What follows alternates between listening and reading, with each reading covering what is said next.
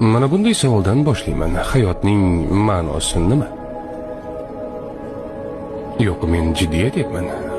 O'zingizga buni qanday tushuntirasiz? Nega bugun ertalab uyg'ondingiz?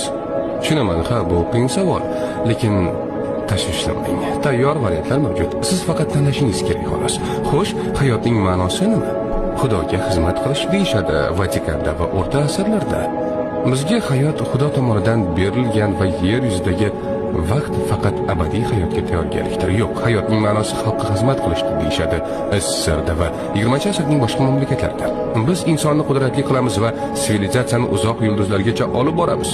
Yo'q, hayotning ma'nosi bu emas, deyishmoqda G'arbda so'nggi 50 yil davomida. Hayot, koinot va hamma narsa haqidagi yakuniy savolga javob. Sizni o'zingiz hayotingizga mazmun bag'ishlaysiz.